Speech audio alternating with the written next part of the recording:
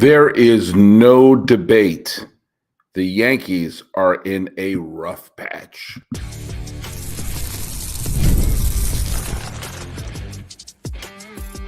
You are Locked On MLB, your daily MLB podcast. Part of the Locked On Podcast Network, your team every day. Hello, baseball fans. Welcome to Locked On MLB, part of the Locked On Podcast Network, where it's your team every day. This is the daily podcast. We talk about all of Major League Baseball. I am your host, Paul Francis Sullivan. If you don't believe me, and why would I lie about that? But if you don't believe me, let me prove it to you right now. I have a lower third that I am calling myself Sully. I've been a baseball podcaster for well over a decade now, and I am well into I'm about the halfway mark of my sixth full season here as a host on the Locked On Podcast Network, where it's your team every day. I am doing double duty this year, unlike the other previous season where I've only done a 5-day-a-week podcast. This year, I'm also the host of Locked On A's. And Locked On A's has been an interesting experience because I've been following this team, which, it's a tough team. It's a tough team to watch, but there's a certain, a sadness and a melancholy about this whole season because it's an ugly final year in Oakland, and it didn't have to be. Even if baseball couldn't support two teams in the Bay Area, and the fact that pretty much the nanosecond the A's arrived in Oakland for the 1968 season, almost every year, either the A's or the Giants have been trying to move or trying to at least get a new ballpark. And we never, ever got to see both the Giants and the A's with a good, decent ballpark. And to me, that is something that is always going to be heartbreaking. But I digress. Follow us at Locked On MLB Pods on Twitter and Instagram. I'm your pal Sully, but it's Sully Baseball on Twitter, or whatever the hell it's called now. Sully Baseball Podcast on Instagram.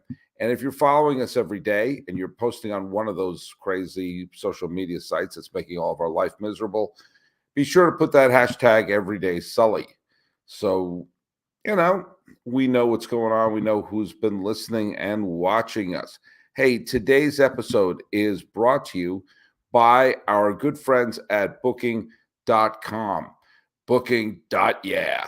The right stay can make you a fan of any city, even your rivals. So check out Booking.com for your stay today. Hey, before we get into the day, let's go through yesterday's trivia question where I said in the last ever, at least to this date, World Series game played in the city of Milwaukee, what future Hall of Famer collected 4 hits? And there were more than one Hall of Famer in that lineup for Milwaukee. So a couple of you got it right. John Cox. John Cox did a great sort of breaking it down. He said, I had to look at the roster. Sutton and Simmons, 4 Hall of Famers on the roster. I love Simmons. No one's remember how good he was because of Johnny Bench. And so he guessed Ted Simmons. And Ted Simmons was one of the Hall of Famers in the Milwaukee Brewers lineup, but he was the one to do it. A couple of you guessed Paul Molitor. Paul Molitor got 5 hits in the first ever Milwaukee Brewers World Series game, but that was game 1 played in St. Louis. Court Stell got it correct. He said Robin Yount was the correct answer. That team had Hall of Famers in Yount, Molitor, Simmons, Don Sutton, but the biggest Hall of Famer who was missing was the previous year's Cy Young Award winner and MVP, Raleigh Fingers, was injured, and the Brewers lost 2 games in that World Series because of their bullpen. How history could have been different. All right, well, speaking of World Series, it's been a while since the Brewers have been in a World Series. Been a while since the Yankees have been in a World Series. If you're a 15-year-old New Yorker, well, the Yankees haven't been in the World Series in your lifetime if you were born after November 1st. And using the rule of 7, if you can celebrate your 21st birthday and raise a glass to the fact you have no memory of the Yankees in the World Series. It's been a while. It's been a minute. And as I've pointed out, Aaron Boone has been the Yankee manager for 7 years now, and this is the longest streak that a Yankee manager has gone since they've won their first series. They won their first series 101 years ago when they won the 1923 World Series against the Giants. Since then, Boone has the longest Yankee manager tenure of someone who has never won a pennant. He's passed Buck Showalter. Every other one who's lasted this long, whether it's Girardi or Torrey or Billy Martin or Joe McCarthy or Casey Stengel or whomever, have gone at least to one World Series along the way. The Yankees haven't. And the Yankees are a very weird team because the first part of this season, they were playing absolutely exceptional baseball. They started the season, they finished the month of April with a 19-12 record. And then they absolutely torched everyone, where they won 21 games and only lost 7 in May. Absolutely torched everybody. And then they blazed into June, a house of fire. And after a big, long winning streak, they were on the verge of being 30 games above 500 on June 12th. Now, going on this wild winning streak, they only had a 2.5 game lead over the Baltimore Orioles. However, there was something about the Yankees that looked like they were about to hit their aft thrusters because a couple of things happened. First thing that happened was it looked like Aaron Judge was going to be missing a little bit of time. But it turns out it was a minor injury, and he came right back, and he seems to be able to homer at will. And then the other big, huge event. They've been getting great performance out of Heel. They've been great performance out of Rodon. And they've been getting a really solid run from their starting pitching. And their bullpen was superhuman. And they were doing all this without Garrett Cole. And Garrett Cole was getting ready to be dusted off, taken out of the box, and be inserted into their rotation. And with that, it looked like, oh my God, this going along with the fact that Juan Soto is the great superstar, has fit perfectly into their team. It just looked like the Yankees were on the verge of just absolutely running away with the division. And in the 13 games since then, they've lost 10. And not only that, they've been getting the doors blown off them.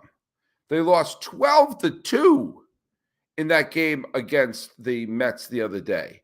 And today they were down, 8-0 after 2 innings? I mean, the final score was 9-2, and it was never that close. They lost 9-7 the other day to the Mets, but that was a little misleading. A late grand slam by Aaron Judge tightened that up, but it seemed like they were going to get killed the whole game. They lost 8-1 to Atlanta. They lost 17-5 to Baltimore. They lost 9-3 to Boston. They lost 8-4. How many times? Okay, since June 4th, 1, 2, 3, 4, 5, 6, 7, 8 times since June 14th, the Yankees pitching staff has let up at least 7 runs. And Heel, who looked like he was a cinch to make the All-Star team, is probably not going to. He's probably merely having a good year, which every single Yankee fan would have signed off on. Carlos Rodon has been okay, and every Yankee fan would have signed off on that, except the fact that both of them started off so well. And there should be a real sense of urgency. And this has been a theme of these podcasts I've been doing the last couple of days, is a sense of urgency. Why? What is today's date? Chances are you're watching this on the 28th of June, unless you're watching it live, it's the 27th. What's going to happen in just a couple of days? What's going to happen? We're going to have a big 4th of July barbecue? Great. It's going to be July. We're in the second half of the season, officially. By definition, you cannot say it's early. Now, there's still time, but the trade deadline is going to come up in a little more than a month. And for a team like the Yankees, there has to be a sense of urgency. And this is different from the urgency that I was talking about with Cleveland or Seattle or Milwaukee, teams that either have never won a World Series or it's been so long ago that, Richie Cunningham was cheering for them. That's not the situation we have with the New York Yankees right now. But what they have is no less stressful because, let me tell you something, cousin. If they don't win this year, there is going to be, well, obviously there's not going to be many consequences. There's going to be no consequences up until this point. But there is I don't know. There is a truth about the Yankees that we're going to have to talk about because they got to make some improvements because they're never exactly what they seem to be. Hey, let me tell you something. Recently, I went on a big baseball trip, and I was able to go see a couple of minor league games, go to Cooperstown, go to Buffalo to see the Bisons, go to Syracuse to see the Syracuse Mets, and immerse myself in Cooperstown. So, how do I do it? How did I make that long trip and always make sure I was in the right place? Well, let me tell you something. I use Booking.com. And this episode is brought to you by Booking.com, Booking.yeah. They have the best listings for the hotels, bed and breakfasts, vacation rentals, resorts, and then you get so much more on Booking.com. And for me, as I'm traveling all around upstate New York, I was able to find the perfect places for me to fit in. A nice hotel in downtown Buffalo, a safe hotel near the college in Syracuse, a charming bed and breakfast in Cooperstown. I can totally immerse myself in those places. And oh my God, Booking.com made it so easy that you got the right places, you got the right deals. And guess what? It made the trips so easy. You get hotels that fit exactly what you need, exactly what you want, and your own personality. Booking.com has so many choices from all across, not just upstate New York where I was, but across the United States for your summer travel this baseball season. The right stay can make you a fan of any city and feel just at home. From here in California all the way to Buffalo and Cooperstown. Book today on Booking.com, on the site, or at the Booking.com app. Booking.com. Booking.yeah. Well, there's more than just enjoying baseball. There's more than just enjoying sports. You can really get that urge to win. Now, the playoffs in hockey and the playoffs in basketball may be over, but sports are always going to be there for us. And FanDuel keeps that sports drive alive, going whenever I want.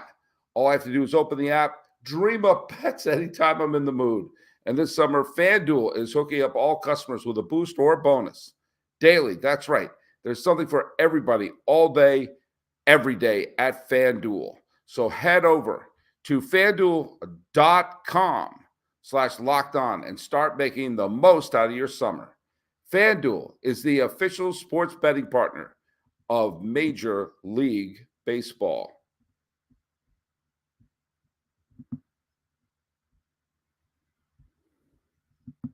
Hey, where do you go to for your sports news? Where's your hub?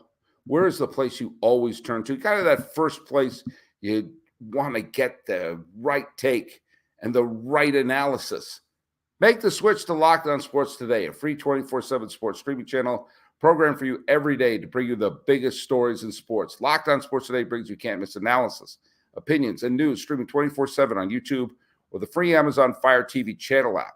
Part of the Locked On Podcast Network, where it's your team every day. There is a sense of urgency with this Yankee team. It has been a while. When I was in Cooperstown just a little while ago, I saw the plaques for Mariano Rivera and Derek Jeter, who were active the last time the Yankees were in the World Series. They were active. And not only that, but they didn't retire during that World Series. They played for a few more years and then are now in the World Series. And that's how long it's been. And now they're in the Hall of Fame.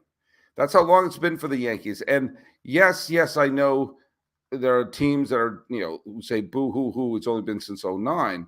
But as I pointed out, more than half the teams in baseball have made the World Series since '09, and the Yankees are not one of them. There is a sense that Yankee fans are getting a little fed up with nice regular seasons and October's cut short. They're getting a little fed up that teams could be a 100-loss team and show up in the World Series, and there's always an excuse for what's gone wrong in October, and it's getting a little tired. But they've also been granted another superstar, another franchise player in the Juan Soto trade. If they don't win the World Series with Juan Soto this year, there is a real possibility that Juan Soto can skedaddle. I can't make this point any stronger. There is a better chance that David Ortiz comes out of retirement and signs long-term with the Yankees than Juan Soto signing long-term with the Yankees during the season. Scott Boras got egg on his face in the last offseason. He couldn't land a long-term deal for the defending Cy Young champion. He couldn't get a long-term deal for Montgomery. There were several other clients of his who couldn't get the long-term deal. And everyone was saying, ha, ha, pulling the Nelson from The Simpsons going, ha, ha. And then all of a sudden, Boras doesn't have it anymore. And now he has a client who's, 25, 26 years old, already World Series champion, already a legit MVP, already shows that he can handle the big lights of the World Series and New York. And he's in his prime. This is the revenge of Scott Boras. There is no loyalty that Juan Soto is going to feel to the Yankees. None. He's been there for literally months, not years. He may like it there. He may like the attention there. If he likes the attention in New York, then Boras can dangle him in front of the Mets. If he wants the bright lights of a big city, he can dangle him in front of the Los Angeles Dodgers. If he wants the undying love of a wealthy fan base that adores their baseball stars, he can dangle them in front of the Cubs, who have a spot open in the outfield. He can dangle them in front of the Red Sox, who have a nice foundation of some young players that are playing quite well, thank you very much. But you put a superstar in the middle of it, and boom, they're off in a different direction. They'd be beloved by San Francisco, a weird team that needs a real Kickstarter in the middle of their offense. And, oh, yeah, by the way, he's already played with a manager there. Why the hell would he sign long-term in the regular season and avoid that bidding war? Juan Soto is going to get the biggest contract by any player in the history of baseball not named Shohei Ohtani. And he is going to get it.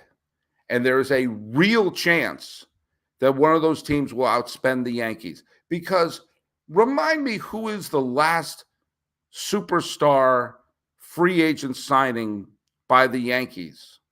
Garrett Cole. Great signing. Phenomenal signing. What was it before him? Sabathia? Teixeira? Who was it before him? Honestly, the idea of the Yankees always signing the big free agents is as antiquated as the Yankees are always in the World Series. The Dodgers do it now. The Giants are drooling to do it. And so they have to have that sense of urgency, and a sense of urgency that's brought on by the fact that the Orioles have also played pretty terribly recently, but they've gotten off the mat, and Burns is pitching very well, thank you very much. They just beat the tar out of Gray and the Rangers by a score of 11-2, and they are now tied with the Yankees at first place. So all this great run, the Yankees could very well be a wild card team and be facing a 2-and-out postseason. And if that happens, they're more likely to see the corpse of Lou Gehrig be reanimated than see Juan Soto return to the Yankees. Hey, let's say we're in the comments. We're doing a live one here. So a couple of people have said, Jeff Cohen wants to know, is Soto going to side with the Sacramento A's? No, he's not. No, he's not. Well, listen to Locked On A's and maybe you'll hear why. But let me tell you something. There's back and forth. There's debates about stuff, and there's going to be difference of opinion. Some of you have some big-time difference of opinion with me recently. But I'm going to tell you something right here and now. I promise you, because it's the second half of baseball is going to get intense, and everything else in this country is about to get ugly. And I know this sounds touchy-feely, but this is going to be a safe space.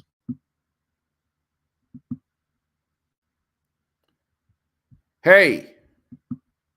Oops. By the way, I love it when I start to read the ad read before the graphics are done. That's totally my bad. That's the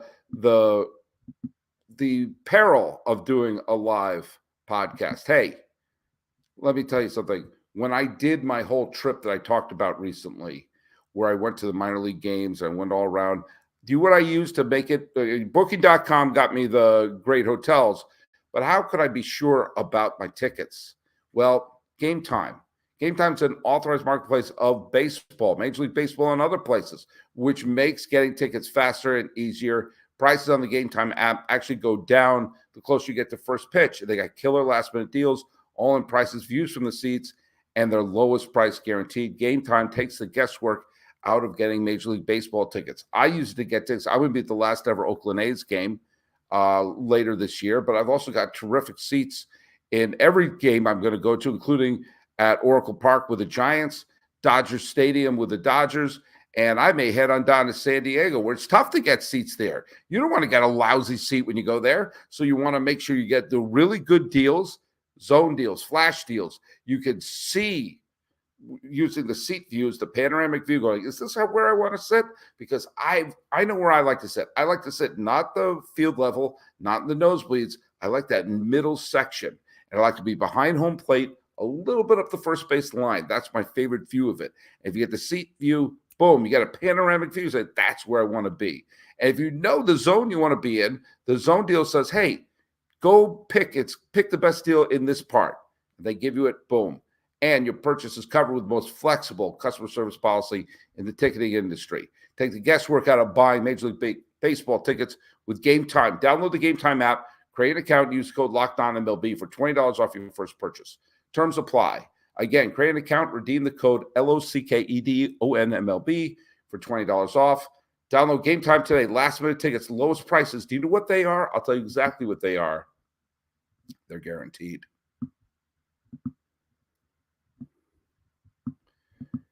Hey, this is a reminder that Locked On has created the first ever national sports streaming service. It's free. It's 24 hours. And it's Locked On Sports Today. It's available on YouTube and the Amazon Fire TV and the free Fire TV channel app.